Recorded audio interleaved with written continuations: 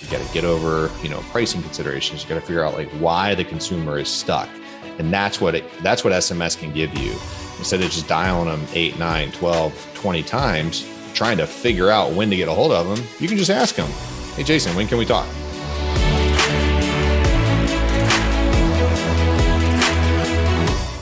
What are you seeing? Let's say somebody's listening to this or people are listening to this episode and they're in various industries, various verticals. What are you seeing as far as like adoption in those verticals, the speed at adoption and the evolution, even regulatory stuff, concerns in different things? Sure. Where do you want to go with that? Yeah, let's see. I mean, as far as speed of adoption, it almost, when it comes to marketing automation, it almost always starts with the digital agencies, right? Like they're out there, they're working, they're grinding, they're generating leads, just like Tom was way back in the day, right? Our partner. And then it's who are they selling to? So it's usually the digital agencies who are often selling to, financial services. CreditRepair.com, one of our first clients, as far as a service provider goes. They are digital first. They're dealing with all these agencies. They're going to be the quickest to adopt, even though that's a financial service, just like JP Morgan Chase. JP Morgan Chase is a much larger company, much more risk averse, much more regulatory scrutiny. So they are going to take their sweet time. On the big companies, they never want to be first and they never want to be last. So it's very important to get the proof points where you can and scale accordingly, right? So digital agencies get you to insurance agencies. Insurance agencies get you to small regional insurance carriers. Small regional insurance carriers get you to large carriers. You start in non-standard, then you get to standard. That proof, and then healthcare will start to take an eyeball at it. So right now, what I'm seeing, to answer your question directly, is P&C insurance is all over this. I mean, they've seen it; it's working. Whether it's for acquisition, quoted not closed, billing, retention, renewals, win backs. I mean, the use cases are many, and that's a pretty clear distinction of what we do, right? Like we are working on driving conversations. We're not in the how can I help you business, right? Like we're not in servicing, we're not in claims, we're not trying to figure out what somebody is needing from a company. The company knows who they are. They usually would have used direct mail or a call center to try to push them out of bucket B and into bucket C. That's really where we specialize in. And because most of those conversations are really just trying to figure out the right time to talk to Jason that, is convenient, answer some basic questions. That's why we're able to traverse so many industries, right? And we've been pretty maniacally focused on servicing industries, insurances, health insurances, life insurances, healthcare, financial services, home services. Because it's a considered purchase, it's a high value target, and candidly, in e-com, like shopping cart re-engagement, Shopify, that kind of stuff, like that's a pretty well established market with companies like Attentive and Emotive and some others that are just doing shopping cart reminders. Like, hey, don't forget to buy your socks, right? That's more that direct response. But for a lot of your clients, I assume, and a lot of our clients, it's long tail, high consideration. You got to get over, pricing considerations. You got to figure out like why the consumer is stuck. And that's what SMS can give you. Instead of just dialing them 8, 9, 12, 20 times, trying to figure out when to get a hold of them, you can just ask them, hey, Jason, when can we talk?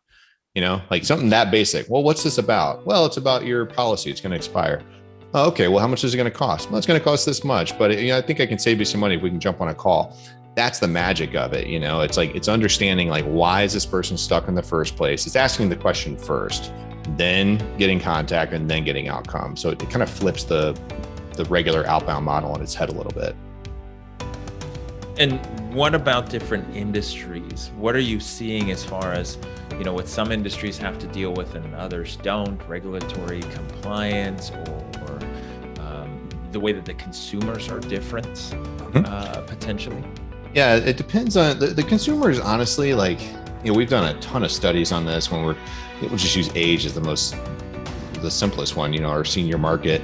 They're texting. I mean, they're there. Like, The worst part about them is they text a lot, meaning like they will write you a book, right? Which kind of trips up NLP and AI, you know. So grandpa or grandma, you know, texting back, like they'll take their sweet time to write out a lot of information. So which isn't necessarily a bad thing, but they're texting damn near as much as everybody else. So as far as the age goes, this channel works, whether you're young or old, it doesn't really matter.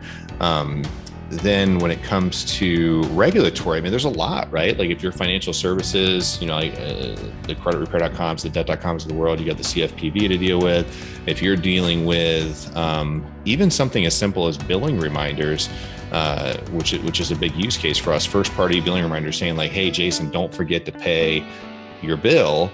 In some states, when that bill is due, it's considered a collection attempt, even if it's not a collections, even if it's just due, even if you're still active on the policy and you still got insurance coverage. Certain states have different rules that say, no, this is collections. We don't care what you say. So you got to treat it differently. A certain amount of touch points, certain things you can and can't say, third-party disclosures, like different than if you're on the phone and you're talking to somebody. If you just send somebody a text message, you can't expose PHI, health information. You can't expose, again, in certain states and certain use cases, the amount of the debt, the fact that there even is a debt. So you can be very, very careful and work with your counsel on, you know, what you can and can't say and when you can and can't say it. You know, like I'm sure your clients are super familiar with the TSR, doing outbound telemarketing, and you know, there's their TCPA, obviously. There's new stuff that's coming out in Florida, like their little mini TCPA, which is very broad and very vague and there's teeth to it. You know, there's private right to action. So I think, you know, making sure you got good counsel or you know, to review what you're doing is super important. You can't just, you know, send somebody 1,000 messages. It's very, very, very important that you're monitoring for the opt-outs, any opt-outs, right? The law, as I understand it, doesn't say they have to send stop and cancel unsubscribe, which is what most systems handle. You know, again, if they send you back the stop with 4 O's in it, you got to have a way to remove that person. Yeah, I'm trying to think of some messages that I've sent when I'm trying to get it to stop. And my favorite one that I've seen is I'll give you the non super lewd version of it because I've seen some bad ones. My favorite one I've ever seen, it was an insurance carrier we're sending, and there was a quote for saving money on their you know, Honda Civic auto insurance, whatever. And apparently this was you know, somebody typed in the wrong number as the message went out, and the message came back and said, I'd rather ride a sandpapered seat bicycle nude down, you know, whatever street they lived on, you know, whatever boulevard, than to ever drive a effing Honda. You know, like you got to deal with that kind of thing when you're doing two-way texting. Right. You got to be ready for anything.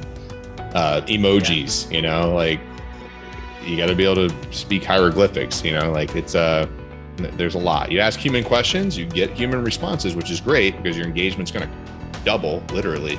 Contact rate is going to double, but you got to be ready for human responses. And it comes back on all shapes, sizes, and colors.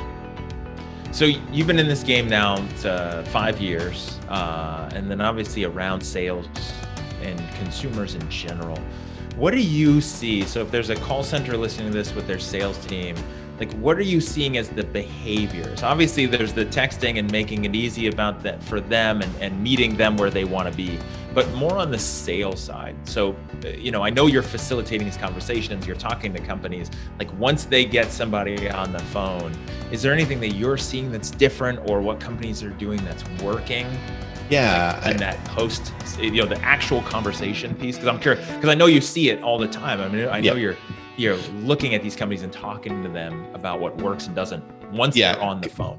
Context is the biggest thing, right? Like the last thing you want if you're using drips or anything like it, think about the user experience up to that point, right? Because drips will answer questions, follow up, persist, schedule, reschedule calls, and actually make the call towards the end, right? So you said calls at 12, you know, we reschedule a couple of times, we get there, we answer some questions, we make the call to the consumer. the biggest mistake I see is when companies have a system like this, some conversational AI system, and then the user calls in, it looks like the user calls into the call center, right? And then they go, thanks for calling us. And hold on, Jason, you called me. Who have I been talking to, right? So it's that right in that little in between, that handoff moment. There's ways to do it with whispers, there's ways to track with DIDs, but making sure the continuity is not broken. Again, it's marketing 101, right? Like, remove all friction, keep all continuity, make it seamless. And if you can do that, it's a great user experience. If you got a bunch of information in that conversation, which we do, we call them actionable insights. So if somebody said, I don't have that car anymore, but I got this car. But you know what? I also lost my job, so I can't pay my bill. Now we got two really, really strong actionable insights. One, maybe they need some help with forbearance. Two, they have a different car, so their policy needs updated. If we can give that information back to the call center, think how great that is, right? Versus if the call center gets on the phone and they're like, hey, Jason, how can I help you? Well, hold on, we've been chatting about this. So making sure that somehow you're getting that information, ideally just through signals, and you don't necessarily want to have to read a 2-week-long chat log, but use that so that they don't have to repeat themselves. That's a huge part. Yeah, makes sense. And it's going back to the classic, if you've ever run call center or anything sales and operation side, then you want to avoid this experience, which we've all had as a consumer, which is you call in, you give your story to somebody about whatever your issue is or whatever your need is. Then they say, oh, I need to get you to another department. Let me put you on hold. Then they send you somewhere else. Then you have to tell your story again. And then you have to go to somebody else and tell you. And we all hate that. And so the biggest thing, if you're running an organization, don't do that to your potential customers. Well, and what's the cost of the organization, right? Like that's hours, that's a lot. I mean, wasting that kind of time, like our calls, should last a little longer because they should be closing, right? Because they should be warmed up. So it shouldn't be like the short calls. They're like, no, I'm not interested. Leave me alone, But they also, over time, should get shorter because it should be somebody that's warmed up and you got whatever valuable, actionable insight that persisted before the conversation. But yeah, making sure that information's passed off is key. Continuity is always the key.